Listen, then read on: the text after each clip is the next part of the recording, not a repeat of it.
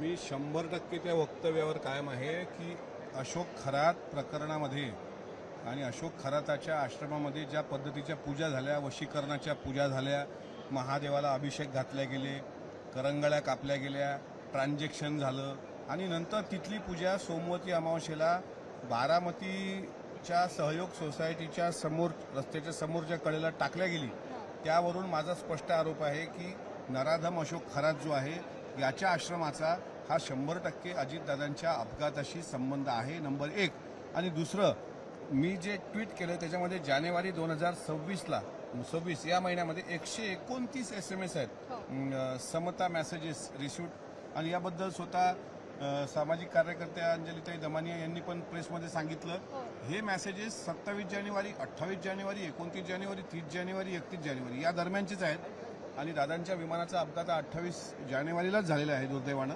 त्याच्यामुळे अशोक खरातच्या आश्रमाचा या मेसेजचा आणि अघोरी पूजेचा संबंध आहे। आणि मी तुम्हाला 100% सांगतो की SIT निपक्षपातीपणे आता चौकशी करते। विस्पुते मॅडमच्या अध्यक्षतेखाली SIT जी गठीत झाली आणि त्यातून जे काही आता बरंच सत्य बाहेर यायला लागलंय, ती माझी विनंती त्यांना राहील की ती आणखी कडक ती चौकशी करा। अजितदादाच्या विमानाचा अपघाताच्या मागचा मास्टरमाइंड हा अशोक खरातचा भक्त असल्याचं मी स्पष्टपणे सांगतो। पण ज्या पद्धतीनं खरं तर तुम्ही याच्या आधी देखील आरोप केला होता, आता तर खरं तर समताचे मेसेज या ठिकाणी खरं तर पुरावा देताना बघायला मिळतात। मात्र याच्या अगोदर देखील तुम्ही जो आरोप केलेला तो कुठल्या बेसवर होता? कारण की आता मेसेजेस हा बेस आपण म्हणू शकतो। त्याचा बेस असा होता की त्याच्या ते ईशान्येश्वर महादेवाचं मंदिर आहे आणि त्या महादेवाच्या मंदिरामध्ये सोमवती अमावस्या आणि शिवरात्री म्हणजे महाशिवरात्री पार्ट वेगळा, पण शिवरात्री दर महिन्याला येते। त्यावेळेस ह्या अघोरी पूजा व्हायच्या तिथे आणि अघोरी पूजा 2.5 लाख 5-5 लाख रुपये फक्त अभिषेकाचा खर्च असायचा। आता 1 लाख रुपयामध्ये तो भामटा जर चिंचोकी विकत असेल तर त्याच्या पूजेचा रेट किती असेल हे याच्यावरून लक्षात घेतलं पाहिजे।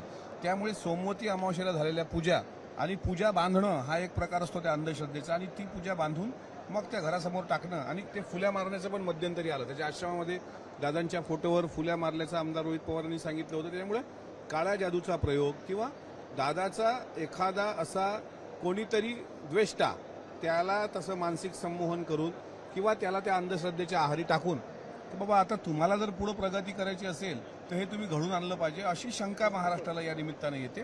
त्यामुळे माझं स्पष्ट मत आहे की अशोक खरात याच्या आश्रमात झालेल्या पूजा त्याचं सुद्धा डिटेल काढावे, कॉल डिटेल रेकॉर्ड काढावे, कोण कोण भक्त तिथे आलं होतं, कोणी कोणी अभिषेक केले होते, सोमवती अमावस्येला काय घडलं होतं, वशीकरण पूजा कशा झाल्या होत्या, आणि शिवरात्रीच्या दिवशी दादांच्या बंगल्याच्या बाहेर ज्या जादूटोनाचा प्रकार झाला आणि फुल्या मारल्या गेल्या, हे अंधश्रद्धेच्या माध्यमातून जाणीवपूर्वक घडून आणलं गेलं आणि अजितदादाच्या विमानाचा घात केला गेला। मी अपघात हा म्हणणारच नाही, अजितदादा अपघाती गेले हे मी मानूच शकत नाही। अजितदादाला संपवण्यात आलेलं आहे।